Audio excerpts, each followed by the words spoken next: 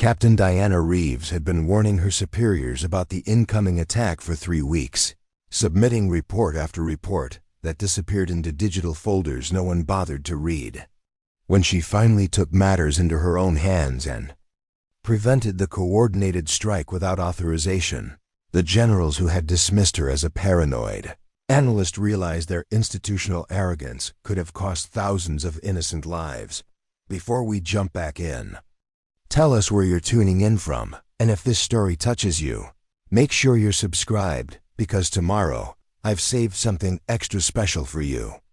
The California desert sun beat down mercilessly on Camp Thunder Ridge as Captain Diana Reeves adjusted her headset for the 4th time that morning. The Strategic Command Center hummed with the constant buzz of servers and communication equipment, working overtime in the air-conditioned environment, while outside the temperature soared past 110 degrees. Banks of monitors lined the walls like digital windows, each one displaying streams of intercepted communications, satellite feeds, and encrypted data flows that never stopped moving. Diana sat in the back corner of the vast operations floor, exactly where she'd been relegated for the past 14 months. Her workstation bore a simple nameplate reading Signal Intelligence Auxiliary, which was military speak for monitoring communications that nobody else considered important enough to analyze in real time. While the operations officers commanded attention at the center of the room, and the drone pilots got recognition for their precision strikes, she spent her days listening to enemy chatter that was supposedly too routine to matter. The morning briefing had started without her, as usual.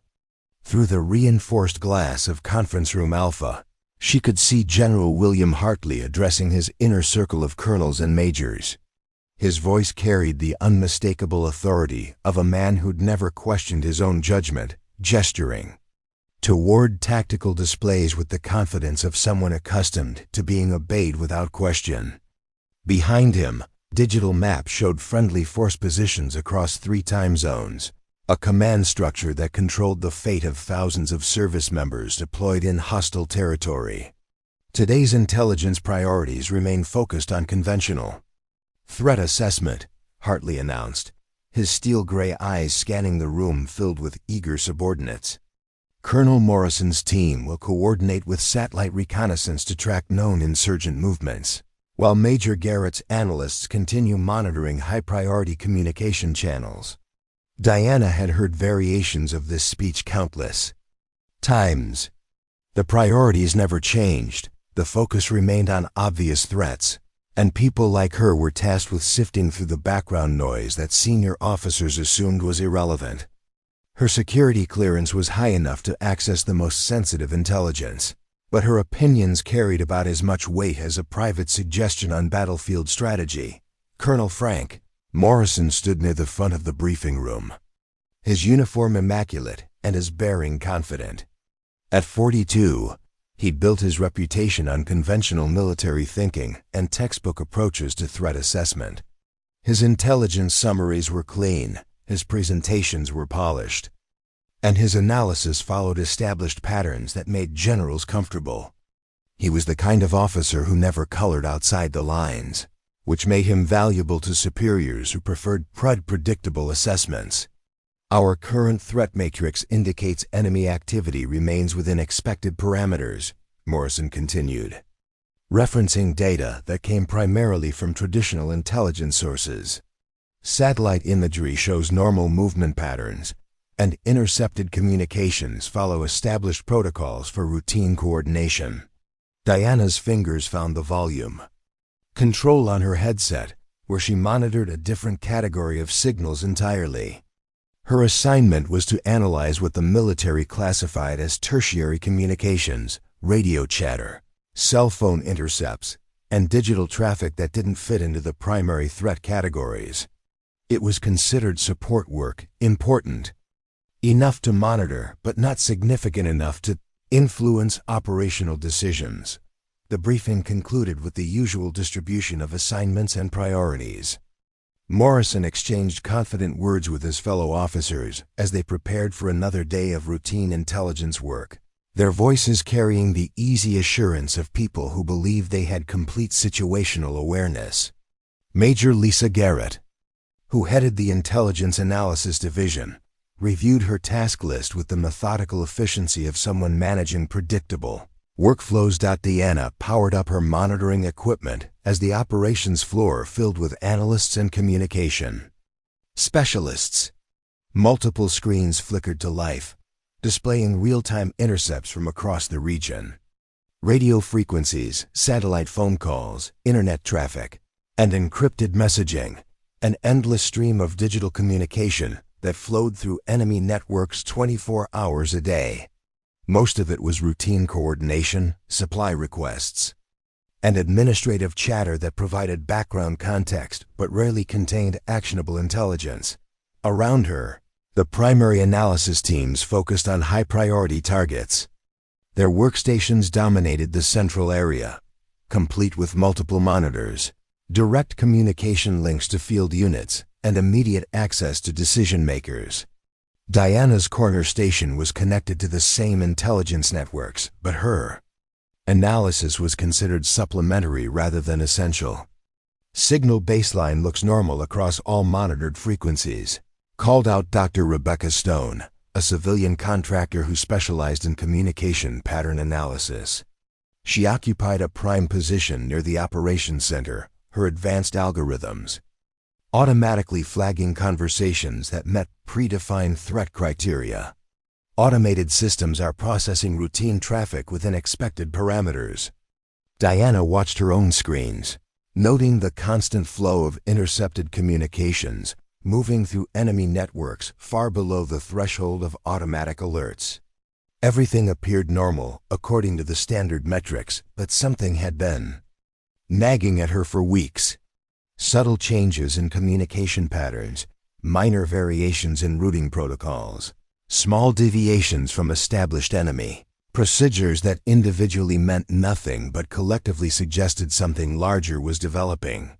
She opened her analysis software and began running comparative studies against historical communication data. The changes were gradual but persistent, like a slow shift in behavioral patterns that wouldn't trigger automated alerts, but indicated evolving operational planning. Enemy units were adjusting their communication schedules, modifying encryption protocols, and implementing new security measures that suggested preparation for something significant. Diana reached for her incident log, a secure digital system that represented her only official voice in the intelligence process. She began documenting her observations, noting the pattern changes and their potential implications. The system acknowledged her report with a timestamp and filed it in the appropriate database, where it would wait for review by analysts who had higher priority tasks to complete. No immediate response came back, no acknowledgement from the primary intelligence team, just another entry in a queue that processed hundreds of routine observations every day. Her analysis joined reports about equipment malfunctions, weather delays, and minor tactical adjustments, background information that was recorded but rarely acted upon in real time. Primary communication intercepts remained consistent with established enemy protocols, Dr. Stone announced to the operations floor. All automated threat indicators are showing green across monitored networks. Diana was the only person in the room focused specifically on the subtle communication shifts that automated systems weren't designed to detect. Her training in signal intelligence had taught her to recognize the difference between normal operational variation and deliberate pattern modification, but her warnings were buried in routine reporting channels that senior officers rarely monitored personally. She tried accessing more detailed analysis tools to build a comprehensive picture of the communication changes, but her authorization level restricted her to basic monitoring functions. Advanced pattern analysis required supervisor approval, something that would involve explaining her concerns to people who had already classified her observations as routine background noise.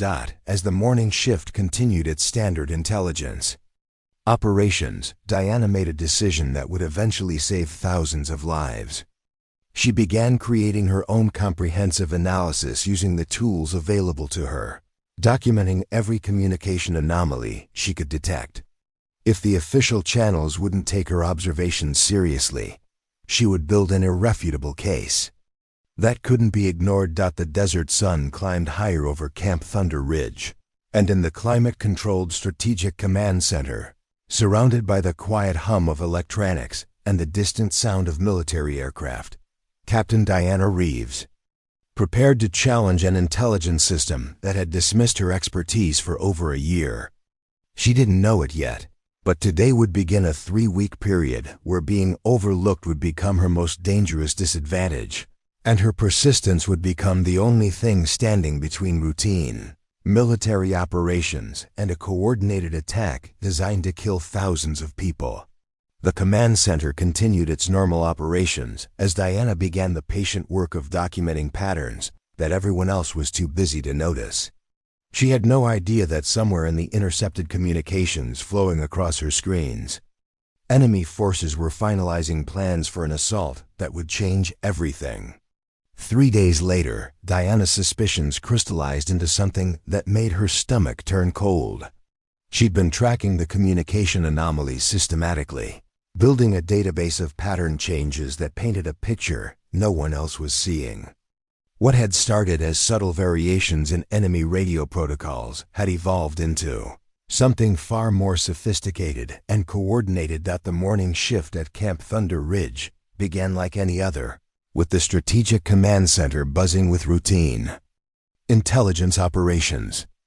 Diana arrived early, as had become her habit, to review overnight intercepts before the primary analysis teams claimed the majority of processing resources. Her corner workstation hummed to life, displaying the previous 12 hours of monitored communications across multiple enemy networks.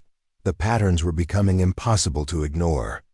Enemy units across a 300-mile operational area were implementing synchronized changes to their communication procedures.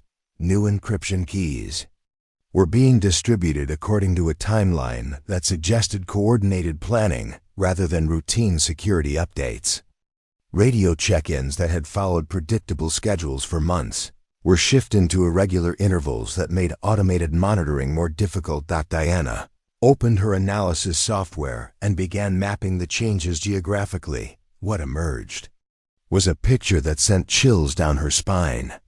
The communication modifications weren't random security improvements. They were preparation for operational coordination on a scale that suggested something massive was being planned.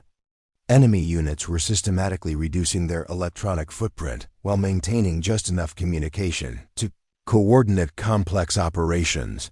She pulled up historical data from similar patterns in other theaters of operation, cross-referencing communication behaviors that had preceded major enemy offensives. The similarities were striking. Reduced routine chatter, implementation of backup communication protocols, and establishment of emergency coordination, frequencies that would allow continued operations even if primary networks were compromised. "Dr. Stone," Diana called out across the operations floor, hoping to get the attention of the civilian contractor who managed automated threat detection systems. "I'm seeing coordinated communication changes across multiple enemy networks. The pattern analysis suggests preparation for large-scale operations." Dr. Rebecca Stone looked up from her primary monitoring station, her expression showing polite but distant interest. The automated systems would flag any significant deviations from established enemy protocols. All current indicators remain within normal parameters for routine security updates. Diana felt the familiar frustration of being dismissed based on automated assessments rather than human analysis. That's exactly the problem. These changes are designed to appear routine while actually coordinating something much larger. The pattern recognition requires human interpretation of subtle behavioral modifications. Stone's attention was already returning to her primary displays, where high-priority intelligence feeds demanded immediate analysis. "Captain, if there were actually a coordinated threat developing, our advanced monitoring systems would detect it. The algorithms are specifically designed to identify preparation for major operations. The conversation ended before Diana could explain that sophisticated enemies had learned to exploit the blind spots in automated detection systems. Modern adversaries understood how military intelligence algorithms worked and had developed communication strategies specifically designed to avoid triggering automated alerts. While still coordinating complex operations, Diana returned to her analysis, feeling increasingly isolated by her discoveries. She began creating detailed reports documenting each aspect of the communication changes, building a comprehensive picture that she hoped would eventually convince someone in authority to take her observations seriously. The work was painstaking, requiring her to analyze thousands of individual communications to identify patterns that automated systems missed. Colonel Morrison arrived for his daily briefing preparation, reviewing intelligence summaries that had been prepared by his primary analysis team. His routine was predictable: coffee, preliminary reports, staff meeting, and then the formal briefing to General Hartley. Diana watched him move through the operations center with the confidence of someone who believed he had complete situational awareness. Colonel Morrison, Diana approached his workstation during a brief break in his schedule. I need to brief you on communication pattern anomalies that suggest coordinated enemy planning for major operations. Morrison looked up from his reports with the patient expression of a senior officer dealing with subordinate concerns. Captain Reeves, I've reviewed your recent submissions. The analysis indicates routine security protocol updates rather than operational preparation. Our assessment is that enemy activity remains within normal parameters. Diana felt her frustration building but kept her voice professional. Sir, the patterns I'm tracking go beyond routine updates. Enemy units are implementing synchronized communication changes across a 300-mile area. The coordination timeline suggests preparation for simultaneous operations. Captain, our intelligence priorities are based on confirmed threats rather than speculative pattern analysis. If there were a genuine coordinated threat developing, it would be detected by multiple intelligence sources, not just communication. Monitoring. Morrison's dismissal was polite but absolute. Diana realized that challenging his assessment would require evidence that was impossible to gather from her limited position. She needed access to broader intelligence databases, coordination with field units, and most importantly, someone in authority willing to consider that automated systems might miss sophisticated deception operations. The rest of the morning passed with Diana, documenting every detail of the communication anomalies, while watching the primary intelligence team focus on traditional threat indicators. Satellite imagery, drone reconnaissance, and human intelligence reports all showed normal enemy activity levels. Only the communication patterns revealed the careful preparation that was happening beneath the surface of routine operations. During her lunch break, Diana tried a different approach. She contacted Sergeant Paul Hernandez, who managed the communication interception systems that fed data to her analysis station. Paul had been one of the few people who'd shown interest in her technical insights, and his position gave him access to raw intercept data that might support her analysis. Paul, I need you to look at something, Diana said, approaching his workstation with a secure tablet containing her pattern analysis. The enemy communication changes I've been tracking are accelerating. They're implementing what looks like preparation for coordinated operations. Sergeant Hernandez studied the data with the focused attention of someone who understood the technical aspects of signal intelligence. This is sophisticated stuff, Captain. The changes are subtle enough to avoid automated detection, but coordinated enough to suggest central planning. Diana felt a surge of relief at finally finding someone who understood what she was seeing. Exactly. They're exploiting the blind spots in our automated monitoring systems while preparing for something that requires complex coordination. Paul scrolled through the geographic distribution of communication changes, noting the timeline and scope of the modifications. If you're right about this, it represents a level of operational planning that would require months of preparation. The question is what they're preparing for. That question haunted Diana for the rest of the day. She'd identified the preparation, documented the patterns, and confirmed that sophisticated coordination was happening across multiple enemy networks. But the actual target and timeline remained hidden in communication protocols that were too encrypted and compartmentalized for her to penetrate from her limited position. As the afternoon shift took over operations, Diana made a decision that would define the next 3 weeks of her career.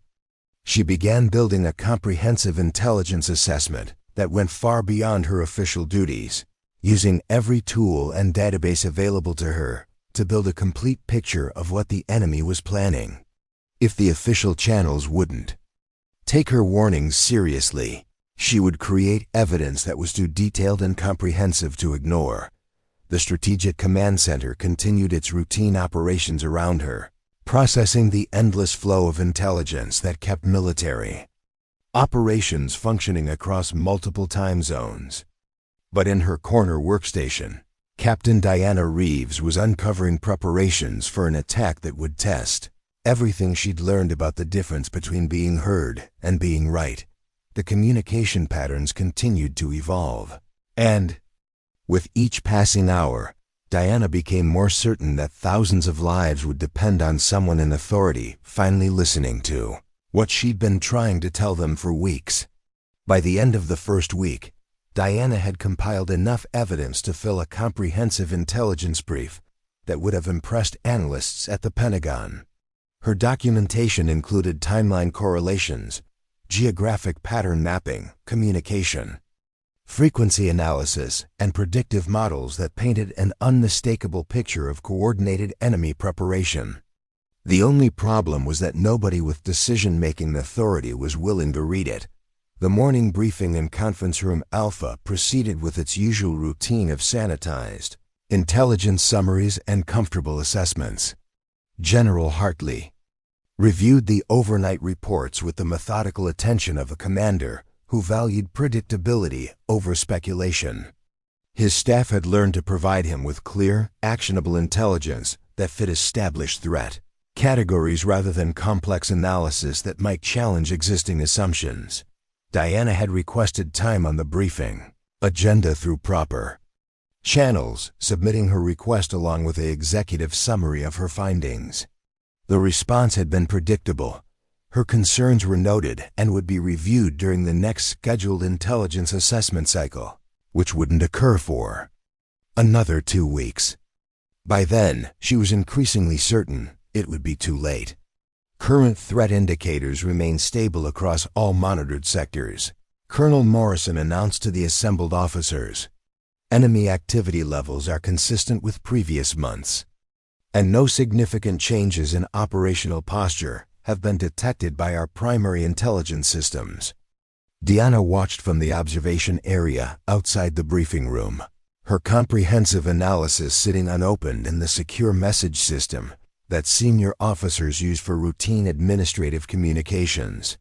She'd marked it as urgent, provided executive summaries, and even created visual presentations that would have made the patterns obvious to anyone willing to spend 10 minutes reviewing the data. Major Lisa Garrett, who directed the Intelligence Analysis Division, presented her weekly assessment with characteristic efficiency.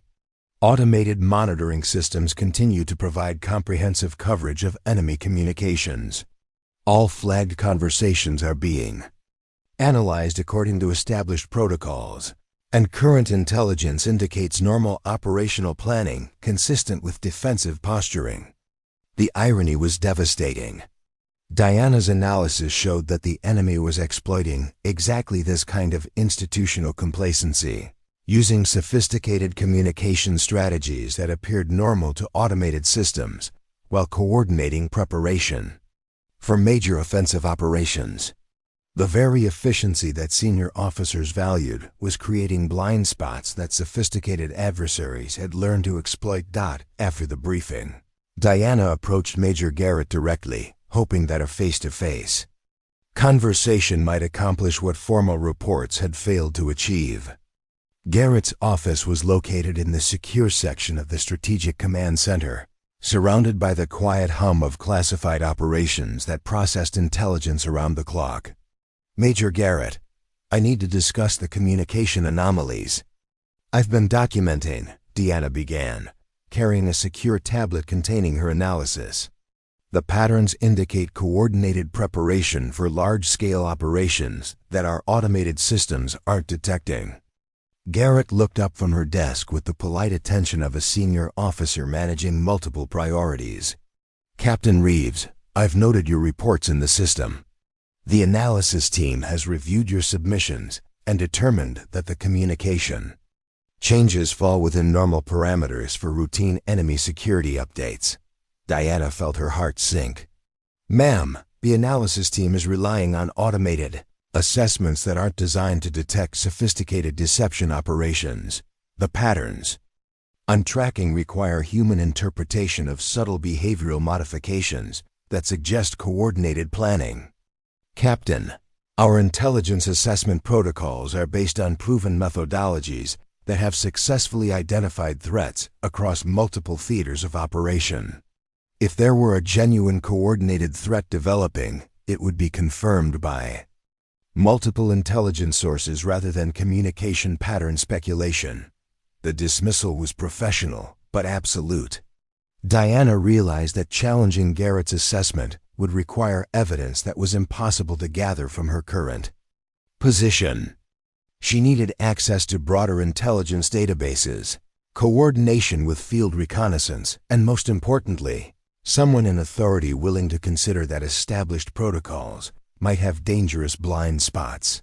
Ma'am, I've created a comprehensive analysis that correlates communication changes with historical patterns that preceded major enemy offensives in other operational areas. The similarities are striking and suggest preparation for coordinated attacks. Garrett's expression remained politely skeptical.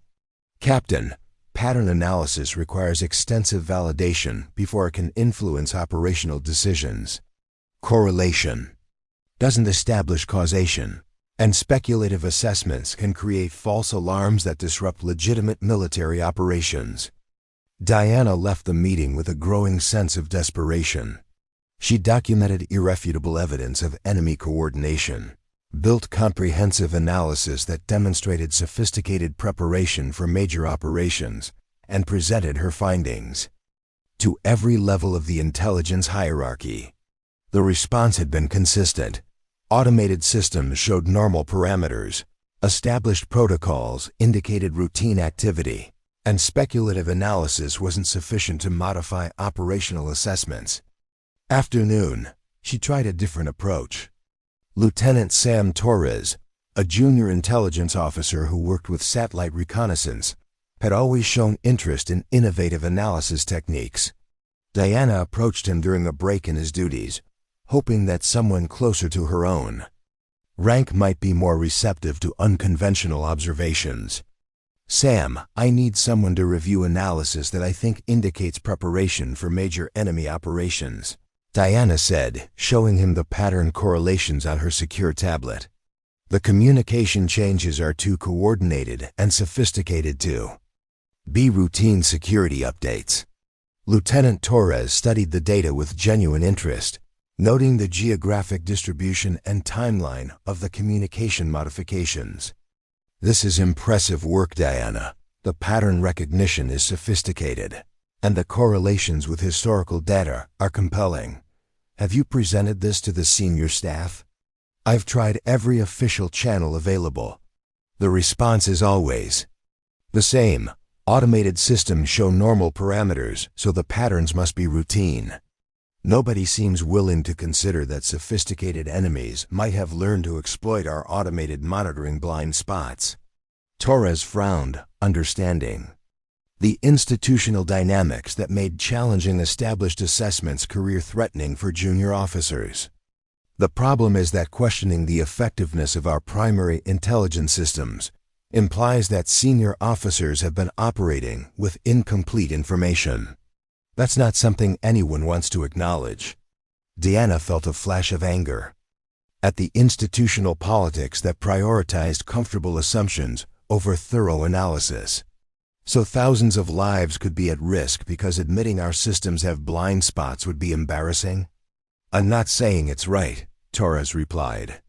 Carefully. I'm saying that's how institutional decision-making works. You need evidence that's so overwhelming and undeniable that ignoring it would be more dangerous than acknowledging the system's limitations. That evening, Diana worked late in the Strategic Command Center, building the most comprehensive intelligence assessment of her career. She correlated communication patterns with historical attack preparations, mapped geographic coordination across multiple enemy networks, and created predictive models that showed possible attack vectors and timing windows. The analysis was thorough enough to brief the Joint Chiefs of Staff, detailed enough to support operational planning, and compelling enough to save thousands of lives. If anyone with authority was willing to read it. As the night shift took over operations, Diana uploaded her complete analysis to the secure communication system, marking it for immediate review by General Hartley himself. She included executive summaries, visual presentations, and recommendations for immediate intelligence gathering that could confirm or refute her assessment within 48 hours. The system acknowledged receipt of her report and assigned it a priority designation that would ensure review within the standard timeframe. Diana had done everything possible within official channels to warn her superiors about the developing threat. Now she could only wait to see if institutional pride would prevent them from recognizing that their most junior analyst had uncovered something that could change everything. The Strategic Command Center continued its routine operations around her, processing intelligence that maintained the comfortable illusion of complete situational awareness.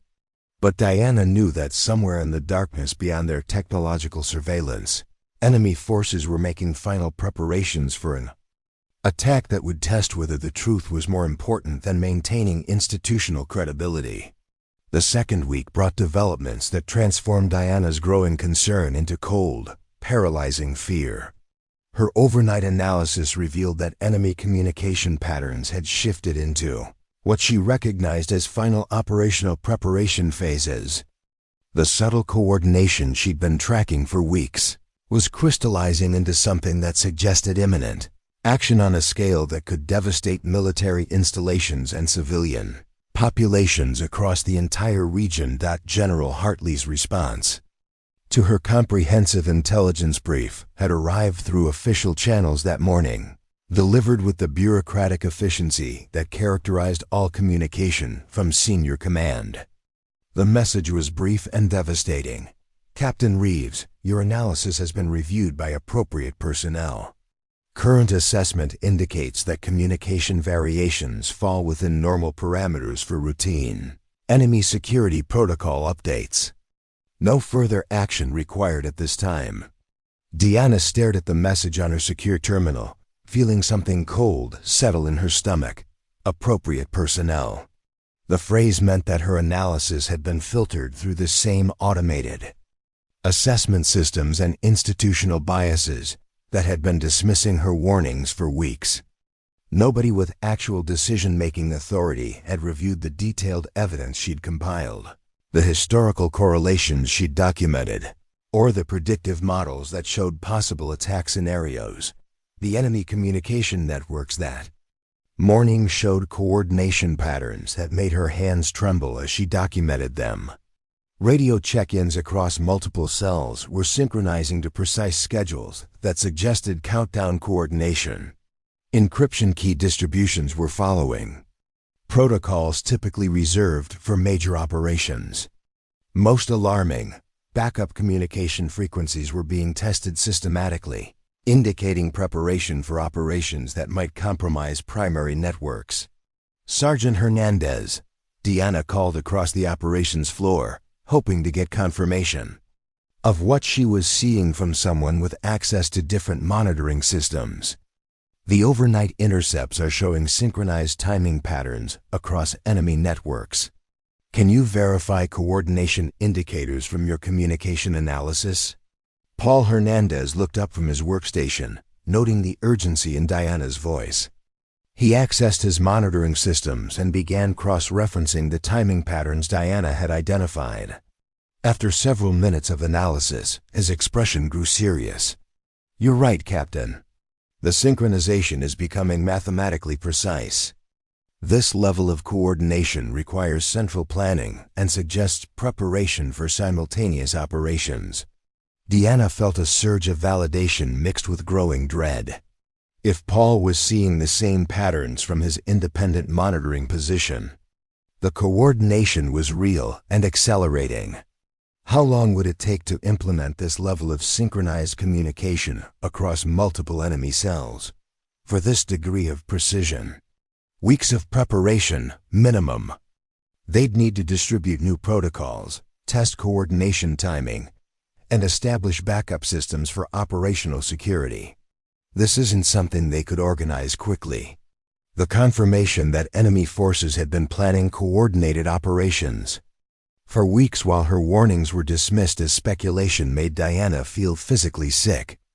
She'd been documenting preparation for a major attack in real time, submitting detailed analysis to senior officers who'd classified her observations as routine. Administrative noise. Dr. Stone's automated monitoring systems continued to display green indicators across all threat assessment categories. The algorithms that senior officers trusted for situational awareness were functioning exactly as designed, flagging obvious threats while missing sophisticated coordination that was designed to exploit their blind spots. The very technology that was supposed to protect military installations was creating vulnerabilities that sophisticated enemies had learned to exploit. "Diana, you need to see this." Lieutenant Torres approached her workstation with an expression that suggested he'd discovered something significant. "I've been reviewing satellite imagery correlations with your communication analysis. The timing patterns you've identified correspond with increased vehicle movement in enemy-controlled areas." Diana pulled up the satellite data Torres had compiled, overlaying it with her communication analysis. The correlation was unmistakable. Enemy units were implementing movement patterns that synchronized with the communication coordination she'd been tracking. Vehicles were repositioning according to schedules that matched the timing protocols being tested on communication networks. "This confirms coordinated preparation for major operations," Diana said, her voice barely above a whisper. "They're not just testing communication protocols. They're positioning assets for simultaneous attacks across multiple targets." Torres nodded grimly. "The geographic distribution suggests they're preparing to strike military installations and civilian infrastructure simultaneously. The coordination timeline indicates they could execute within days." Diana felt the weight of institutional failure crushing down on her. She'd identified enemy preparation for coordinated attacks weeks ago, documented every aspect of their planning, and presented comprehensive analysis to senior officers who dismissed her findings based on automated assessments. Now, with confirmation from satellite imagery and independent communication monitoring, the threat was becoming undeniable. "We need to take this directly to General Hartley," Torres said. "Combined communication and satellite analysis should be enough to trigger immediate threat assessment protocols." Diana almost laughed at the naive optimism. "Sam, I've already submitted comprehensive analysis directly to Hartley. The response was that my findings fall within normal parameters and require no further action. Challenging that assessment would be career suicide for both of us." The afternoon brought news that made the situation even more desperate. Colonel Morrison announced during the daily briefing that intelligence priorities were shifting to support an upcoming training exercise that would demonstrate advanced coordination between multiple military installations. The exercise would involve significant troop movements, equipment positioning, and communication coordination across the entire region. Diana realized with growing horror that the enemy's attack timing might be coordinated with the training exercise, using the military's own operational planning to create maximum confusion and casualties. Attacking during a major exercise would make it difficult to distinguish between planned activities and hostile actions, buying enemy forces critical time to achieve their objectives. That evening, Diana made a decision that would define the remainder of her military career. She began creating an unauthorized intelligence assessment that went far beyond her official duties, using every database and monitoring system available to build a complete picture of the developing threat. If official channels wouldn't take her warnings seriously, she would gather evidence that was too comprehensive and detailed to ignore. Working through the night shift, Diana compiled satellite imagery, communication intercepts, historical pattern analysis, and predictive modeling into a presentation that could brief the Pentagon. She documented enemy preparation timelines, identified probable attack vectors, and created recommendations for immediate defensive measures that could prevent catastrophic casualties. The strategic command center hummed quietly around her as she worked, processing the routine intelligence that maintained institutional confidence in their situational awareness. But Diana knew that in secure facilities across enemy territory, final preparations were being made for coordinated attacks that would test whether institutional pride was more important than thousands of human lives. As dawn approached over Camp Thunder Ridge, Diana uploaded her unauthorized analysis to secure servers that could be accessed by senior officers if they chose to look beyond automated assessments. She'd done everything possible within her capabilities to warn about the developing threat. The question now was whether anyone with authority would be willing to consider that their most junior analyst had uncovered intelligence that could change the course of everything. The third week began with an announcement that made Diana's blood run cold. General Hartley stood before the assembled staff in the main briefing theater, his voice carrying the weight of career-defining importance as he outlined developments that would transform Camp Thunder Ridge into the center of military attention for the next 72 hours. Operation Desert Shield will commence Monday morning, Hartley announced, his uniform pressed to perfection and his bearing reflecting the confidence of a commander preparing for the most important demonstration of his career. This joint training exercise will showcase advanced coordination capabilities between multiple military installations, involving over 15,000 personnel across air, ground, and support operations. Diana felt her stomach drop as the implications became clear. The massive training exercise she'd feared was being announced with a timeline that aligned perfectly with the enemy coordination patterns she'd been tracking. 15,000 military personnel would be conducting complex maneuvers across the region, creating exactly the kind of operational confusion that would provide cover for coordinated attacks. The briefing theater buzzed with quiet anticipation. As Hartley continued outlining the scope of the exercise, 3 military installations would participate in synchronized operations, testing communication protocols, logistics coordination, and tactical integration under simulated combat conditions. It was the kind of large-scale demonstration that impressed Pentagon observers and advanced careers. Distinguished visitors from the Joint Chiefs of Staff will be observing our performance, Hartley explained, gesturing toward reserved seating that had been arranged for VIP observers.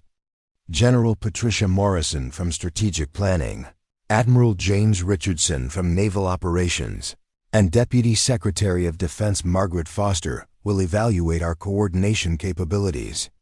Diana realized with growing horror that the exercise would not only provide cover for enemy attacks, but would also concentrate high-value military and civilian leadership in a single location. If her analysis was correct, the enemy had timed their coordinated strikes to coincide with the presence of senior military officials, who could be eliminated along with thousands of service members. Colonel Morrison took the podium with visible pride, outlining operational details that demonstrated months of careful planning. Exercise participants will conduct coordinated maneuvers across a 300-mile operational area, testing our ability to maintain communication, logistics, and tactical coordination under complex battlefield conditions. The geographic scope Morrison described matched exactly the area where Diana had been tracking enemy communication coordination. The exercise would disperse military assets across the same terrain where enemy forces had been positioning for coordinated attacks, creating maximum vulnerability while reducing the military's ability to mount coordinated defensive responses. Communication protocols will utilize all available networks to test redundancy and security under simulated electronic warfare conditions, Morrison continued. This will provide realistic training for maintaining operational coordination when primary systems are compromised. Diana almost stood up and screamed. The exercise would deliberately stress communication networks while enemy forces had been preparing to exploit exactly those vulnerabilities.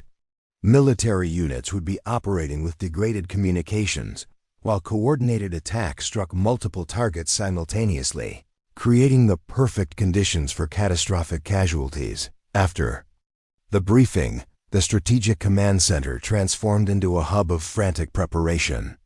Staff officers coordinated with multiple installations, logistics personnel arranged equipment movements, and communication specialists tested the complex networks that would support the exercise. The energy was infectious, with everyone focused on ensuring flawless execution for the distinguished observers. Diana returned to her workstation, feeling like she was watching preparations for a massive tragedy. Her unauthorized intelligence analysis sat in secure servers, unread by anyone with authority to modify the exercise plans.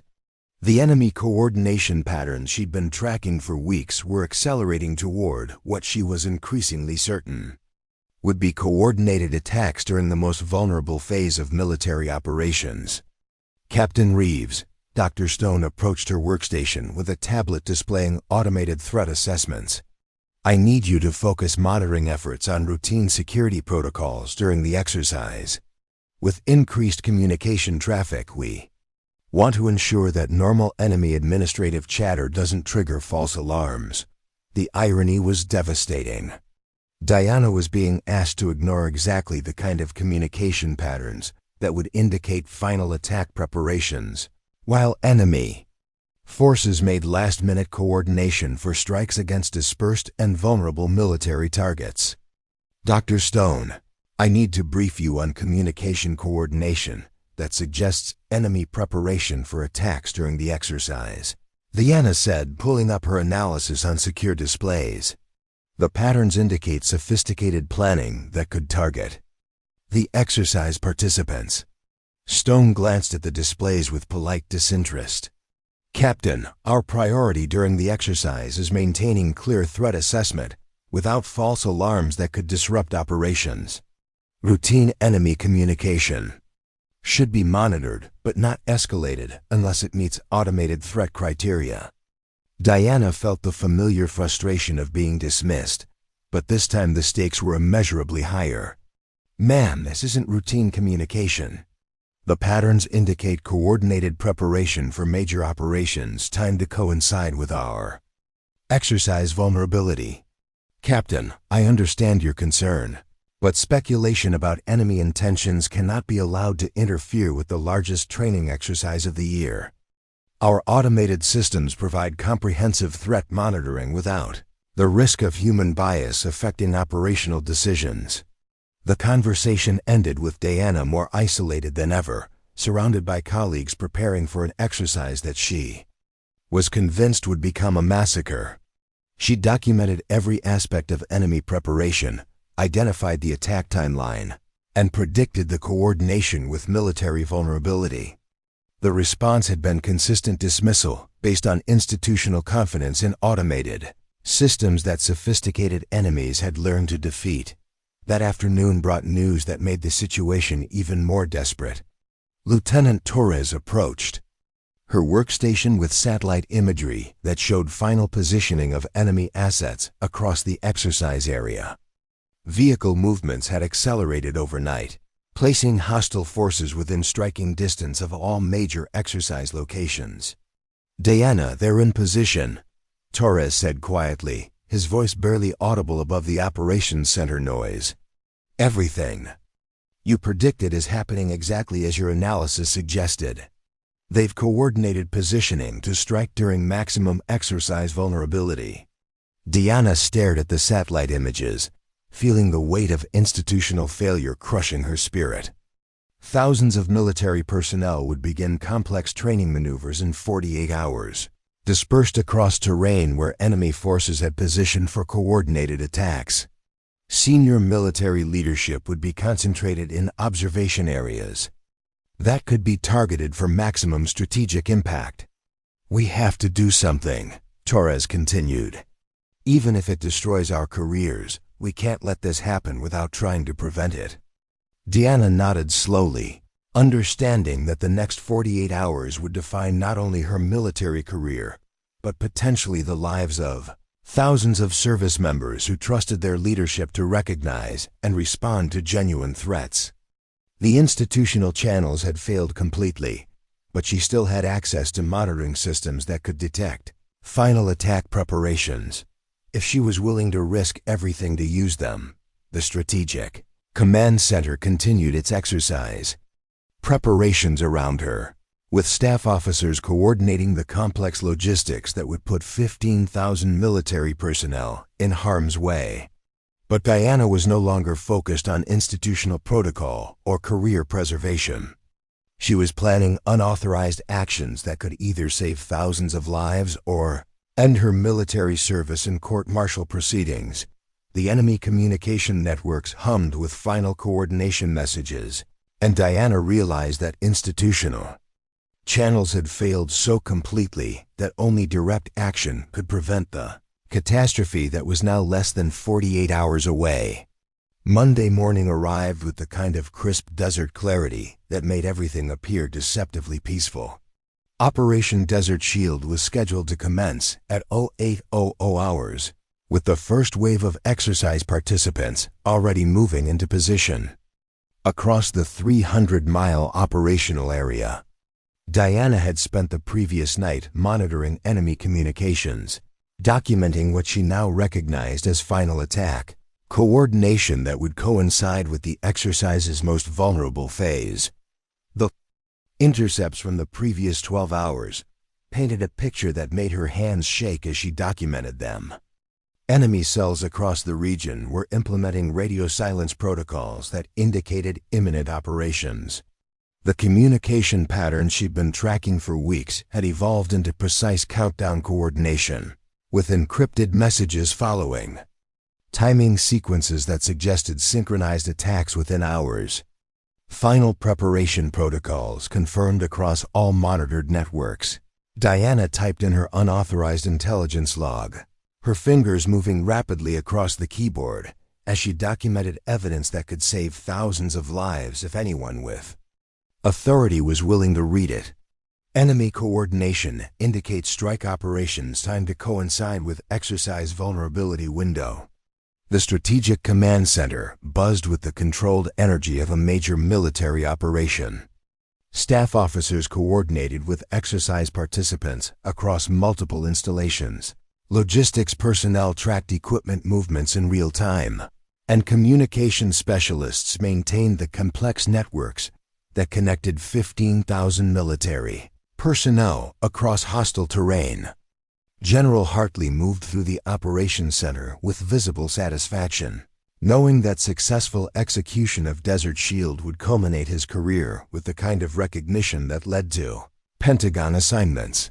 Distinguished visitors had arrived the previous evening, their presence adding weight to every decision and pressure to ensure flawless performance. General Patricia Morrison from Strategic Planning occupied a prime observation position, her experience in joint operations making her evaluation particularly valuable for future exercise planning. Admiral Richardson and Deputy Secretary Foster completed the VIP contingent that would determine whether Camp Thunder Ridge became a model for advanced military coordination. Diana watched the exercise coordination with growing desperation, knowing that enemy forces were making final preparations to attack dispersed and vulnerable military units, while senior leadership concentrated in easily targeted observation areas. Her comprehensive intelligence analysis sat unread in secure databases, dismissed by automated systems that classified sophisticated enemy coordination as routine administrative traffic. Captain Reeves, Colonel Morrison approached her workstation with exercise monitoring assignments that would keep her focused on routine tasks, while the catastrophe she'd predicted unfolded around them. During exercise operations, your priority is monitoring background communication traffic to ensure routine enemy chatter doesn't trigger false alarms that could disrupt coordination. The assignment was professionally delivered, but personally devastating. Diana was being tasked with ignoring exactly the kind of communication patterns that indicated final attack preparations, while enemy forces implemented coordination protocols she'd been documenting for weeks. Her expertise in signal intelligence was being deliberately marginalized at the moment when it was most critical. Sir, I need to brief you on communication intelligence that indicates coordinated enemy attacks timed to coincide with exercise. Vulnerability, Diana said, pulling up her analysis displays that showed enemy positioning and coordination timelines. The pattern suggests strikes against dispersed exercise participants within the next 6 hours. Morrison's expression showed the patient tolerance of a senior officer managing exercise stress while dealing with subordinate concerns. Captain, our intelligence priorities during Desert Shield are focused on maintaining clear operational awareness, without false alarms that could compromise exercise objectives. Speculative threat assessment cannot be allowed to interfere with the largest training operation of the year. Diana felt the familiar institutional dismissal, but this time thousands of lives hung in the balance. Sir, this isn't speculation. Enemy forces have been coordinating attack preparations for weeks, positioning assets to strike during maximum exercise vulnerability. The intelligence is documented and verifiable. Captain, if there were a genuine coordinated threat developing, it would be detected by multiple intelligence sources and confirmed through proper assessment channels. Our automated monitoring systems provide comprehensive threat detection without the risk of human bias affecting operational decisions. The conversation ended with Diana more desperate than ever, watching final exercise preparations while enemy forces made last-minute coordination for attacks that would exploit every vulnerability she'd identified. The institutional channels that were supposed to protect military personnel had failed so completely that sophisticated enemies could coordinate major attacks while senior officers dismissed warnings as administrative noise. At 0600 hours, the first phase of Desert Shield commenced with coordinated movement of military assets across the operational area. Diana watched satellite feeds showing thousands of service members dispersing across terrain where enemy forces had positioned for coordinated strikes. Communication networks stressed under exercise traffic, while hostile forces prepared to exploit exactly the vulnerabilities that Diana had been documenting for weeks. Lieutenant Torres, Diana called across the operations center, hoping for support from the only person who'd shown willingness to consider her analysis. The enemy communication patterns are entering final coordination phases. Strike timing. Indicators suggest attacks within hours of exercise commencement. Torres approached her workstation with satellite imagery that confirmed enemy forces were implementing final positioning according to schedules that matched exercise vulnerability windows. Diana, they're moving into assault positions exactly as your analysis predicted. This isn't preparation anymore. This is execution. Diana stared at the displays showing enemy coordination accelerating while 15,000 Military personnel conducted training maneuvers that would become target practice for sophisticated attacks. Senior military leadership observed from concentrated locations that enemy forces had identified for maximum strategic impact. The institutional failure was so complete that the enemy's operational security was better than friendly force threat assessment. "We have to take direct action," Torres said quietly, understanding that career preservation was meaningless compared to preventing catastrophic casualties. "Even if it destroys us professionally, we can't watch this happen without trying to prevent it."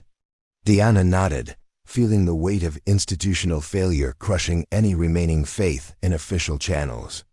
Her comprehensive intelligence analysis had been dismissed by every level of authority, her warnings classified as routine noise by automated systems, and her expertise marginalized at the moment when it was most critical for protecting military personnel. But she still had access to communication monitoring systems that could detect final attack coordination, and she understood enemy operational patterns well enough to predict strike timing and targeting. If institutional channels had failed completely, direct action was the only option remaining to prevent thousands of casualties. "Paul," Diana called to Sergeant Hernandez at his communication monitoring station. "I need you to help me track final enemy coordination protocols. The patterns indicate imminent attacks against exercise participants." Hernandez looked up from his displays, noting the urgency in Diana's voice and the satellite imagery Torres was showing her. "Captain, if you're right about coordinated attacks during the exercise, we're looking at potential casualties that could change everything." Diana felt a moment of clarity cutting through weeks of institutional frustration. She'd exhausted every official channel, documented irrefutable evidence of enemy coordination, and warned every level of authority about developing threats. The institutional response had been consistent dismissal based on automated assessments and comfortable assumptions that sophisticated enemies had learned to exploit. Now, with enemy forces implementing final attack coordination while 15,000 military personnel conducted vulnerable training operations, only unauthorized action could prevent the catastrophe that institutional channels had made inevitable through systematic failure to recognize genuine intelligence. The Strategic Command Center continued its exercise coordination around her, processing the complex logistics that would put thousands of lives at risk, while enemy forces prepared to exploit every vulnerability that Diana had identified and documented. But she was no longer focused on institutional protocol or career preservation. She was planning direct action that could either save thousands of lives or end her military career in court-martial proceedings. The enemy communication networks were entering final countdown phases, and Diana realized that preventing catastrophic casualties would require her to risk everything she'd worked for during her military service. Preparing and narrating this story took us a lot of time, so if you are enjoying it, subscribe to our channel. It means a lot to us. Now back to the story. By 0700 hours, Diana's worst fears were materializing in real time across her monitoring displays. Enemy communication networks had implemented complete radio silence protocols, except for brief encrypted bursts that followed countdown timing sequences she'd learned to recognize from weeks of pattern analysis. The silence wasn't operational security. It was the final coordination phase that preceded coordinated strikes against multiple targets. Exercise Desert Shield was entering its most vulnerable phase, with military units dispersed across a 300-mile area conducting complex maneuvers that required constant communication and coordination.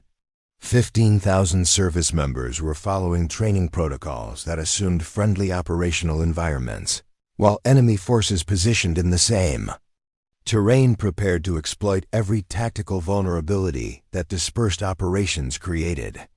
"Final exercise coordination is proceeding on schedule," announced Major Garrett from the primary operations station, her voice carrying satisfaction at the smooth execution of complex logistics. All participating units are maintaining communication, protocols, and following planned movement schedules. VIP observers are reporting excellent coordination across all operational areas. Diana watched the exercise coordination with the sick fascination of someone witnessing institutional failure in real time. Every successful training maneuver was moving military personnel deeper into kill zones that enemy forces had been preparing. For weeks, the sophisticated coordination that impressed VIP observers was creating exactly the tactical vulnerabilities that sophisticated enemies had learned to exploit. General Hartley stood behind the primary observation station, his attention focused on displays showing exercise progress that would determine his career trajectory. The distinguished visitors occupied specially arranged seating that provided optimal views of coordination displays, their presence adding pressure for flawless execution that made any suggestion of external threats professionally dangerous for eco-crescenally dangerous for subordinate officers. Communication networks are handling exercise traffic without significant degradation, reported Dr. Stone from her automated monitoring station. All threat assessment indicators remain within normal parameters across monitored enemy networks. Current intelligence suggests routine enemy activity levels consistent with defensive posturing. The automated assessments that senior officers trusted for situational awareness continued displaying green indicators across all threat categories, while Diana's unauthorized monitoring revealed enemy forces implementing final attack coordination that sophisticated algorithms weren't designed to detect. The very technology that was supposed to protect military operations was creating blind spots that enemies had learned to exploit systematically. Diana made a decision that would define the remainder of her life. She opened unauthorized access protocols for communication monitoring systems that could detect final enemy coordination, knowing that using capabilities beyond her clearance level would trigger security alerts that could result in immediate arrest. But preventing thousands of casualties was more important than avoiding court-martial proceedings. Torres Hernandez, she called quietly to the only two people who'd shown willingness to consider her analysis. I'm implementing unauthorized monitoring protocols to track final enemy coordination. This will trigger security alerts, but it's the only way to confirm attack timing and prevent catastrophic casualties. Lieutenant Torres approached her workstation with satellite imagery showing enemy assets in final assault positions. Diana, if you access unauthorized systems, you'll be arrested before you can warn anyone about the attacks. The security protocols will lock you out and alert command staff about unauthorized access attempts. Then I need to gather irrefutable evidence before the security systems can stop me, Diana replied, her fingers moving across interfaces that she'd studied, but never accessed without proper authorization. If I can document final attack coordination with precise timing and targeting data, even institutional bias won't be able to dismiss the intelligence. Sergeant Hernandez monitored the security systems that would detect Diana's unauthorized access, knowing that supporting her actions would end his career, but understanding that preventing mass casualties justified the risk. Captain, you have maybe 10 minutes before automated security protocols detect unauthorized system access and lock you out. After that, you'll be detained and unable to warn anyone about the attacks. Diana felt the weight of institutional failure pressing down on her as she accessed monitoring capabilities that revealed the complete scope of enemy coordination. Her displays showed synchronized timing protocols across multiple enemy cells, with encrypted coordination messages following countdown sequences that indicated coordinated strikes within 90 minutes of exercise. Vulnerability peaks. The intelligence was overwhelming and undeniable. Enemy forces had been preparing coordinated attacks for weeks, timing their operations to coincide with exercise phases that dispersed friendly forces while concentrating high-value leadership in predictable observation areas. The attacks would Exploit communication vulnerabilities created by exercise traffic while targeting dispersed units that couldn't mount coordinated defensive responses. "I'm documenting everything," Diana announced, her voice barely audible as she compiled evidence that could save thousands of lives. If anyone with authority was willing to consider intelligence that challenged comfortable institutional assumptions. Attack timing, target coordination, assault positions, communication protocols, everything needed to prevent the attacks or mount effective defensive responses. Her unauthorized access triggered the first security alerts exactly as Torres had predicted. Warning messages appeared on supervisory displays, indicating unauthorized system access from Diana's workstation. She had minutes before automated security protocols would lock her out and alert senior officers about potential security breaches. Colonel Morrison approached her workstation with the expression of a senior officer dealing with exercise disruptions that could compromise VIP observations. "Captain Reeves, you're showing unauthorized access alerts on security monitoring systems. Explain your actions immediately." Diana felt the moment of institutional failure crystallizing around her as she faced the choice between career preservation and preventing mass casualties. "Sir, I've detected final coordination for enemy attacks against exercise participants." The unauthorized access was necessary to confirm timing and targeting data that could save thousands of lives. Morrison's face showed the controlled anger of a commander dealing with insubordination during the most important exercise of his career. "Captain, you've violated multiple security protocols during critical exercise operations. You're unauthorized. Access is creating false alerts that could disrupt coordination for 15,000 exercise participants. Sir, the enemy attacks are real and imminent. The coordination patterns indicate strikes within 90 minutes against dispersed exercise units and concentrated VIP observation areas. The intelligence is documented and verifiable through the systems I accessed without authorization. Captain Reeves, you are immediately relieved of monitoring duties pending investigation of security protocol violations. Report to Major Garrett for administrative processing while we determine the extent of your unauthorized activities." Diana felt the institutional doors closing around her as she was removed from the only position that allowed her to monitor enemy coordination and warn about imminent attacks. Around her, Exercise Desert Shield continued its vulnerable training operations while enemy forces implemented final preparation for coordinated strikes against dispersed and unaware military targets. "Lieutenant Torres," she called out as security personnel approached her workstation. "The intelligence is documented in unauthorized files that will be deleted when they lock me out. Someone needs to access the analysis before the evidence disappears."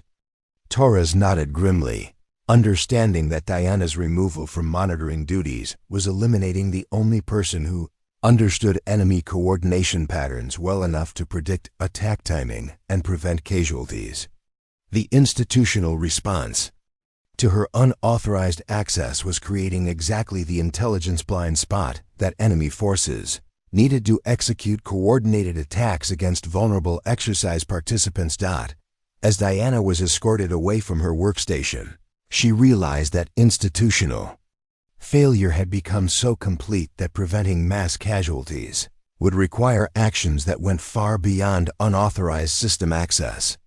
The enemy coordination she'd been tracking for weeks was entering final execution phases while senior officers focused on exercise performance rather than external threat assessment. Exercise Desert Shield continued around her, with 15,000 military personnel conducting training operations that would become target practice for sophisticated enemies who'd learned to exploit institutional blind spots. Diana's comprehensive intelligence analysis was being classified as security violations rather than threat warnings, while enemy forces prepared to test whether institutional pride was more important than human lives. The Strategic Command Center processed exercise coordination with mechanical efficiency, maintaining comfortable illusions of situational awareness while sophisticated enemies implemented attack plans that Diana had been documenting and warning about for weeks. But she was no longer in a position to monitor final coordination or warn about imminent strikes that could change everything. Institutional channels had failed so completely that only extraordinary actions could prevent the catastrophe. That was now less than 90 minutes away. Diana's administrative detention lasted exactly 47 minutes before she made the decision that would either save thousands of lives or end her military career in federal prison. Major Garrett had placed her in a secure conference room, pending investigation of her security violations, but the standard protocols that confine problem personnel also gave her access to emergency communication systems that could reach exercise participants directly through the reinforced glass windows. She could see the Strategic Command Center continuing its exercise coordination with methodical efficiency. Staff officers tracked the movement of 15,000 military personnel across hostile terrain, while VIP observers evaluated coordination capabilities that would determine future training protocols. Nobody was monitoring the enemy communication networks that Diana had been tracking for weeks, and her unauthorized intelligence analysis was being processed as security violations rather than threat warnings. The emergency communication terminal in the conference room was designed for crisis situations that required immediate contact with exercise participants, bypassing normal command channels when operational security demanded direct coordination. Diana had the authorization codes from her signal intelligence duties, and desperate circumstances were about to test whether emergency protocols could overcome institutional failure. At 0743 hours, she accessed the emergency communication system with codes that would trigger immediate security alerts, but also provide direct contact with exercise units that were moving into kill zones. Her fingers moved across the interface with desperate precision, knowing that she had minutes before security personnel would detect her unauthorized access and terminate the communication attempts. All exercise units, this is emergency intelligence. Advisory from Camp Thunder Ridge. Diana transmitted across multiple frequency bands that reached every military unit participating in Desert Shield. Immediate threat warning. Coordinated enemy attacks imminent against dispersed exercise positions. Recommend immediate tactical dispersal and defensive posturing. The response was immediate and devastating. Colonel Morrison's voice crackled across the communication networks with barely controlled fury. All units disregard previous transmission. Emergency communication protocols have been compromised by unauthorized personnel. Maintain exercise operations according to planned schedules. Diana felt her heart sink as she realized that her emergency warning was being countermanded by the felt her heart sink as she realized that her emergency warning was being countermanded by the same institutional authority that had dismissed her intelligence analysis for weeks. Exercise participants were being ordered to ignore threat warnings while enemy forces implemented final coordination for attacks against vulnerable training operations. Exercise control. This is Bravo Company requesting clarification on threat. Advisory, came a voice from one of the dispersed training units. Are we implementing defensive measures or continuing planned operations? Morrison's response was swift and absolute. All exercise units maintain planned operations. Threat advisory was unauthorized and does not reflect current intelligence. Assessment. Exercise coordination remains unchanged. Diana accessed her unauthorized intelligence files through the emergency terminal, uploading comprehensive analysis that documented enemy coordination, attack timing, and targeting priorities to communication networks that reached every exercise participant. If official channels wouldn't accept her warnings, she would provide intelligence directly to military personnel whose lives depended on understanding the developing threat. Security personnel arrived at the conference room exactly as she'd predicted. led by Colonel Morrison and 2 military police officers who were authorized to detain personnel for serious security violations. But Diana had already transmitted her complete intelligence analysis to exercise participants, providing them with information that could save their lives if they were willing to act on intelligence that contradicted official assessments. Captain Reeves, you are under arrest for multiple violations of military communication protocols and unauthorized access to classified systems, Morrison announced, his voice carrying the authority of someone dealing with serious threats to operational security. Your actions have compromised exercise coordination and created false alarms that endanger exercise participants. Diana faced him with the calm certainty of someone who'd exhausted every legitimate option before taking actions that would destroy her career, but potentially save thousands of lives. Sir, the intelligence I transmitted is accurate and verifiable. Enemy forces are implementing coordinated attacks against exercise participants within the next hour. The warnings could prevent catastrophic casualties. Captain, your unauthorized communications have been reviewed by appropriate intelligence personnel. The analysis contains speculation and pattern interpretation that doesn't meet standards for actionable threat assessment. Your actions constitute serious security breaches that require immediate detention and investigation. As military police restrained her, Diana watched through the conference room windows as exercise coordination continued with mechanical efficiency. Her emergency warnings were being processed as security violations, while enemy forces made final preparations for coordinated attacks against dispersed and vulnerable military targets. But something unexpected was happening on the communication networks. Individual exercise units were beginning to implement defensive measures based on Diana's intelligence transmission. Despite official orders to disregard her warnings, company commanders who'd received her detailed analysis were making tactical decisions that prioritized force protection over exercise objectives. Exercise control.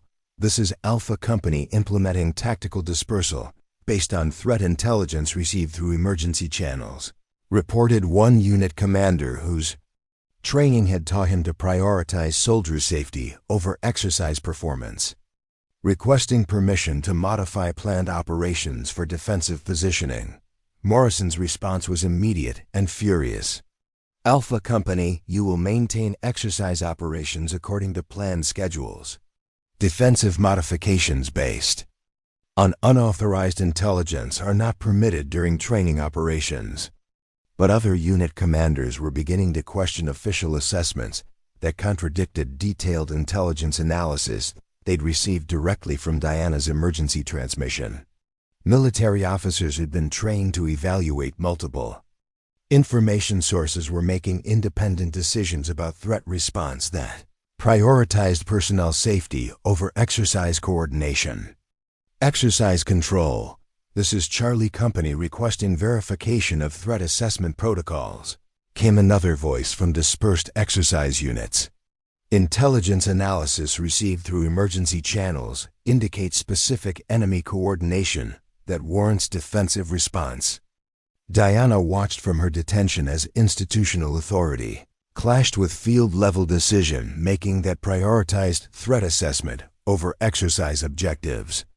Her unauthorized intelligence transmission was creating exactly the kind of tactical flexibility that could prevent mass casualties if enemy attacks materialized, as her analysis predicted. Lieutenant Torres approached the conference room with satellite imagery that confirmed enemy forces were implementing final assault positioning according to schedules that matched Diana's predictions. He showed the intelligence to Colonel Morrison, hoping that visual confirmation would overcome institutional resistance to accepting unauthorized threat warnings. Sir, satellite reconnaissance confirms enemy movement patterns that correlate with Captain Reeves' intelligence analysis, Torres reported, his voice carrying the urgency of someone who understood that thousands of lives hung in the balance. Enemy forces are positioning for coordinated attacks against exercise locations exactly as her unauthorized analysis predicted. Morrison studied the satellite imagery with growing concern, realizing that dismissing Diana's warnings might have consequences that extended far beyond exercise coordination. But acknowledging the accuracy of unauthorized intelligence would require admitting that institutional channels had failed to detect genuine threats that a junior officer had been documenting for weeks. The Strategic Command Center continued its exercise coordination while individual unit commanders made independent decisions about threat response based on intelligence that official channels had classified as security violations. Diana's unauthorized actions had created a parallel intelligence network that was reaching exercise participants despite institutional attempts to suppress warnings about developing threats. As detention procedures continued around her, Diana realized that preventing catastrophic casualties no longer depended on institutional recognition of her intelligence analysis. Her emergency transmission had provided exercise participants with information they needed to protect themselves, even if official channels refused to acknowledge the legitimacy of threats that sophisticated enemies had been preparing for weeks. The enemy communication networks were entering final countdown phases while exercise participants implemented unauthorized defensive measures based on intelligence that could save their lives. Diana had risked everything to warn about coordinated attacks, and now field-level decision-making would determine whether her sacrifice could prevent the catastrophe that institutional failure had made inevitable. Outside the conference room windows, Exercise Desert Shield continued with military personnel who were no longer following exercise protocols that would have made them easy targets for sophisticated enemies. Diana's unauthorized intelligence transmission had created tactical awareness that official channels had failed to provide, potentially saving thousands of lives through actions that would end her military career in federal prison. At 0847 hours, exactly 63 minutes after Diana's emergency intelligence transmission, the first coordinated enemy attack struck exercise positions across the 300-mile operational area. The assaults came with the precision and timing that Diana had been predicting for weeks, targeting dispersed military units and concentrated command positions with sophisticated coordination that exploited every tactical vulnerability created by large-scale training operations. But something unprecedented happened. Instead of achieving devastating surprise against unprepared targets, enemy forces encountered military units that had implemented defensive measures based on Diana's unauthorized intelligence analysis. Company commanders who'd received her detailed threat assessment had positioned their personnel for maximum protection while maintaining communication protocols that allowed coordinated defensive responses. The Strategic Command Center erupted in controlled chaos as reports flooded in from exercise participants who were engaging hostile forces rather than conducting training maneuvers. Colonel Morrison's face went pale as he realized that the unauthorized intelligence warnings he dismissed as security violations were proving accurate in real time, while his official assessment of routine enemy activity was being devastated by coordinated attacks. Multiple exercise units reporting contact with hostile forces, announced Major Garrett, her voice tight with shock as exercise coordination transformed into actual combat operations. Enemy attacks are occurring across all operational areas simultaneously, consistent with coordinated assault patterns. General Hartley stared at the tactical displays showing exercise locations under coordinated attack, understanding that his dismissal of Diana's intelligence warnings had nearly resulted in catastrophic casualties during the largest training operation of his command. The VIP observers who'd come to evaluate coordination capabilities were witnessing the consequence of institutional failure that had ignored genuine threat intelligence for weeks. Alpha Company reports successful defensive engagement against coordinated enemy assault, came the voice of a unit commander whose tactical positioning had been modified based on Diana's emergency transmission. Enemy forces encountered prepared defensive positions rather than vulnerable training operations.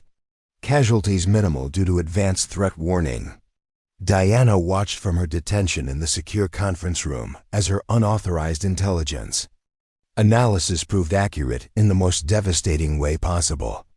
Enemy forces were executing coordinated attacks exactly as she predicted, striking at times and locations that matched her threat assessment, but encountering military units that had implemented defensive measures based on intelligence that official channels had classified as security violations.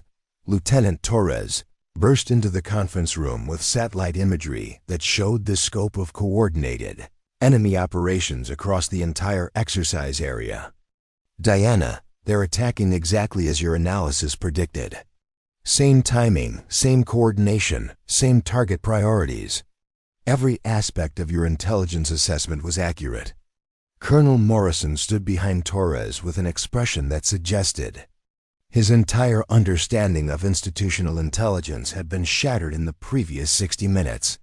The unauthorized threat warnings he dismissed as security breaches had proven more accurate than official assessments that had left 15,000 military personnel vulnerable to sophisticated enemy coordination. Captain Reeves, Morrison said, his voice carrying the weight of institutional failure that had nearly resulted in mass casualties.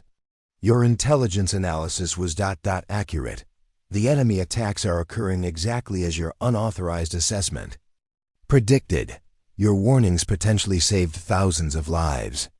Diana felt no satisfaction in being proven right under circumstances that demonstrated complete institutional failure. Sir, the intelligence was available through legitimate channels for weeks.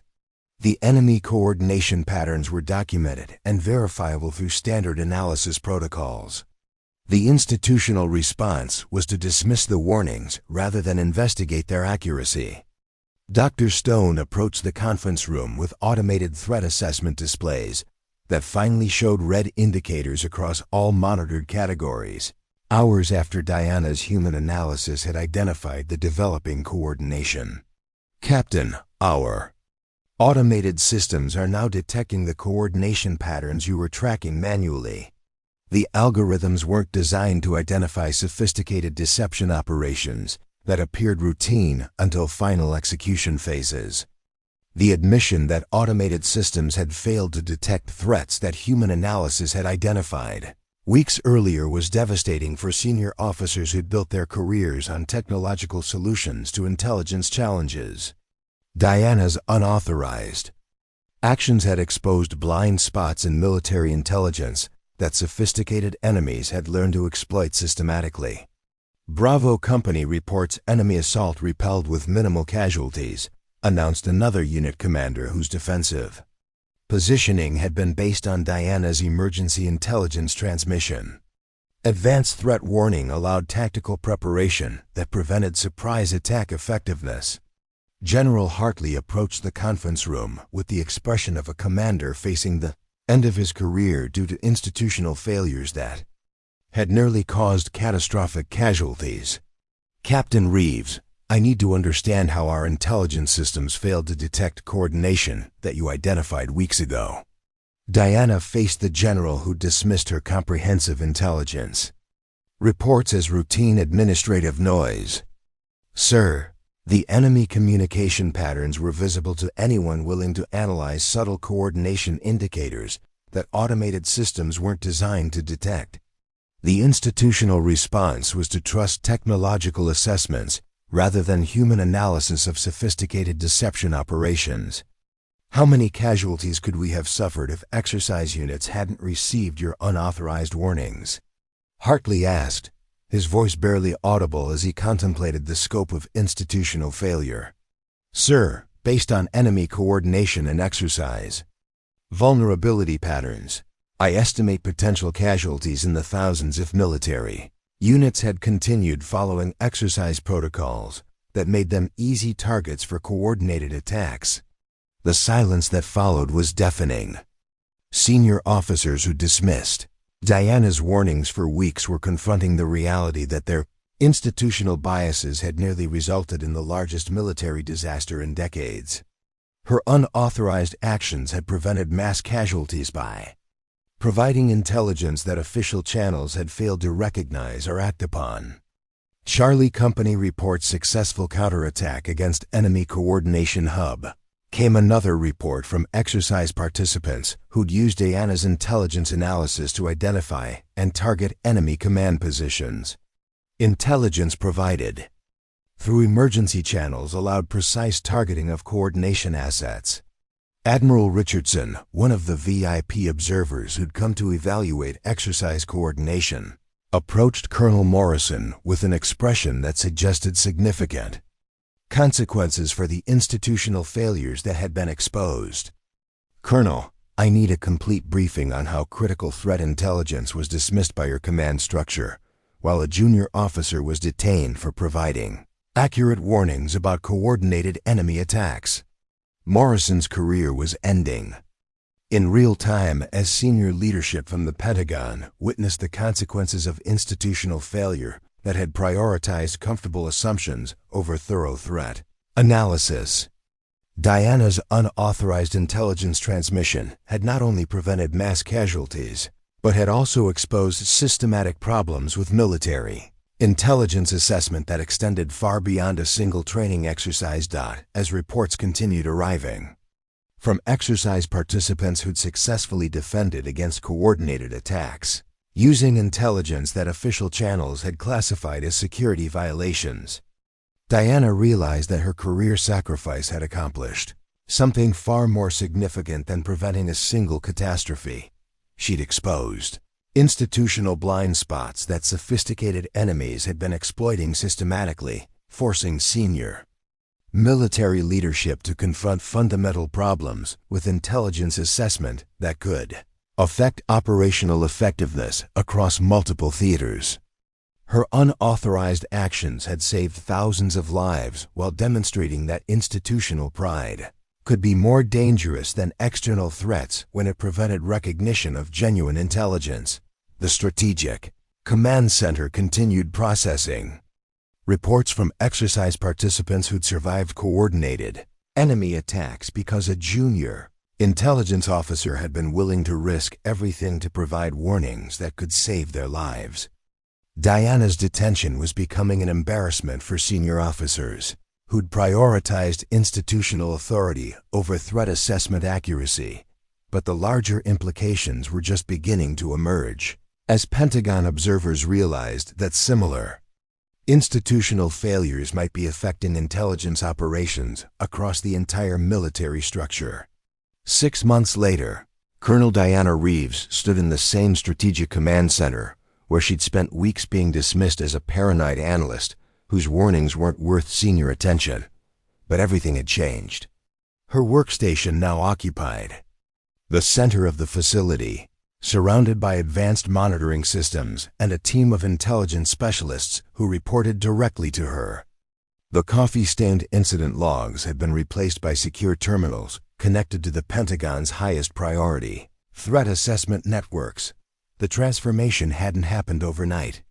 After the Desert Shield incident, Admiral Richardson had ordered a comprehensive investigation into institutional intelligence failures that had nearly resulted in catastrophic casualties. The review had exposed systematic problems with military threat assessment that extended far beyond a single training exercise, leading to fundamental changes in how intelligence was processed and evaluated across all service branches. Hartley had been quietly reassigned to administrative duties in logistics, his career effectively ended by his inability to recognize critical intelligence from his own personnel. Colonel Morrison had accepted early retirement rather than face additional scrutiny about his dismissal of accurate threat warnings. Major Garrett had been transferred to a training position where her institutional biases couldn't affect operational intelligence assessment. The entire facility had been restructured around what Pentagon leadership now called the Reeves Protocol, a comprehensive system for identifying and acting on sophisticated threat intelligence that automated systems might miss. Diana's patient documentation of enemy coordination Patterns had become the foundation for new analysis methods that prioritized human interpretation of subtle intelligence indicators. "Morning briefing starts in 15 minutes, announced Lieutenant Colonel Torres, Diana's deputy and closest collaborator, setting a cup of coffee next to her keyboard. The same person who'd been the only one willing to support her unauthorized actions had been promoted to coordinate the expanded intelligence operations that now defined Camp Thunder Ridge's mission. Diana smiled, accepting the coffee with appreciation for how dramatically their professional relationship had evolved. "Tell them we're testing new coordination detection algorithms that integrate human pattern recognition with automated monitoring systems.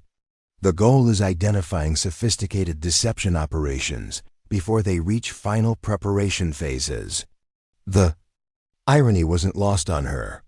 The same institutional qualities that had made her invisible attention to detail, patience with routine analysis, willingness to work in the background, had become the foundation for revolutionary improvements in military intelligence assessment. Her unauthorized override of communication systems had triggered comprehensive reforms that were protecting military personnel across multiple theaters of operation. Sergeant Major Hernandez, now her senior technical coordinator, looked up from his expanded workstation. The field test results from the European command came in overnight.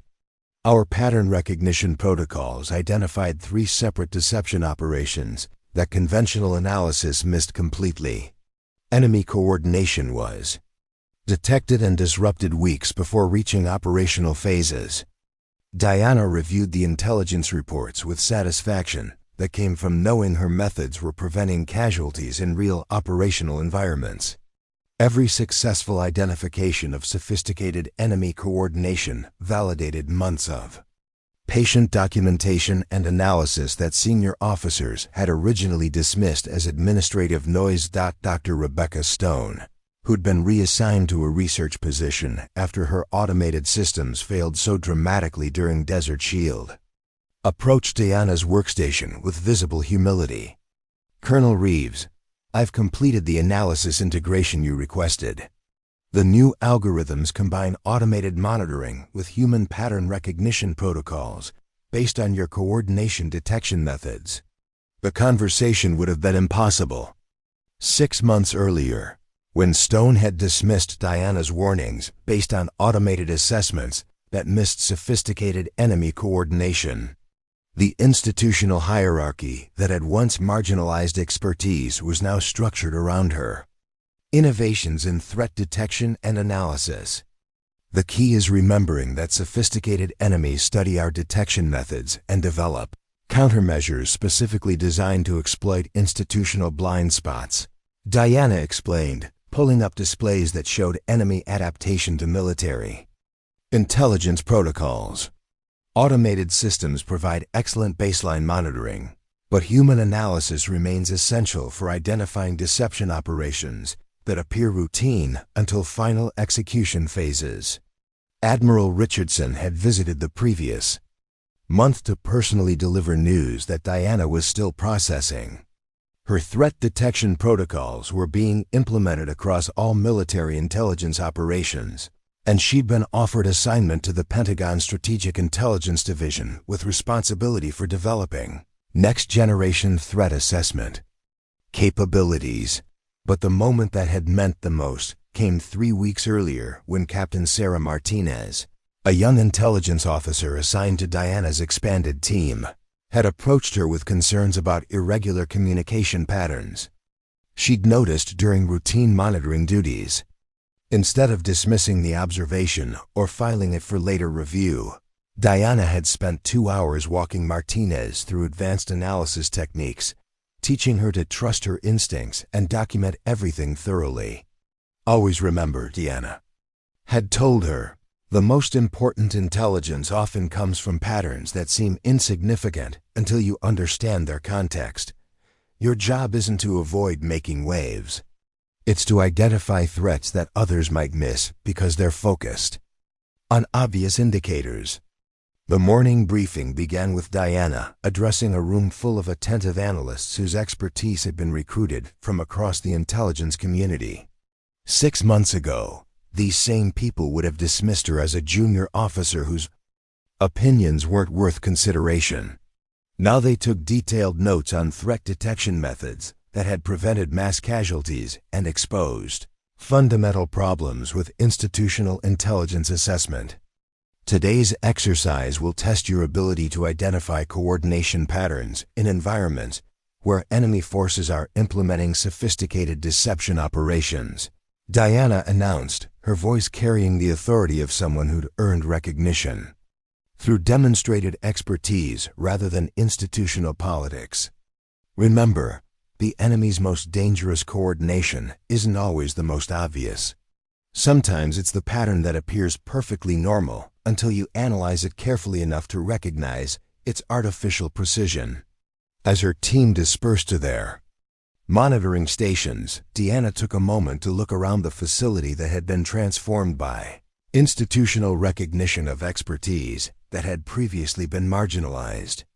The same displays showed the same intelligence feeds, but the context had completely changed. She was no longer watching from the shadows while others made decisions about information. She understood better than anyone else in the room. Her tablet chimed with a secure message from Admiral Richardson. Diana, the Joint Chiefs want a brief Congress on the Reeves Protocol next month. Your presence is requested to explain how individual expertise can identify threats that institutional systems miss. This is the kind of recognition that defines careers and changes how military intelligence operates at the highest levels. Diana typed a brief response. Honored to participate, sir. We'll prepare comprehensive briefing materials that demonstrate the importance of supporting individual analysis within institutional frameworks. She set the tablet aside and returned to her primary displays, where new intelligence exercises were beginning. The familiar patterns of communication monitoring painted electronic landscapes where sophisticated threats could hide in plain sight, waiting to be discovered by someone patient enough to look carefully and persistent enough to document what they observed. For months, she'd been the person nobody noticed, relegated to routine duties while others received recognition for work they didn't fully understand. But institutional invisibility had taught her something that all the recognition in the world couldn't provide: the importance of persistent analysis, thorough documentation, and the courage to challenge institutional assumptions when human lives were at stake. The monitoring systems continued their electronic surveillance of communication networks were sophisticated. Enemies worked constantly to develop new methods of coordination and deception. But Diana was no longer alone in recognizing that human expertise remained essential for identifying threats that automated systems might miss. As she guided her expanded team of analysts and specialists, Diana ensured they understood the most important lesson from her experience.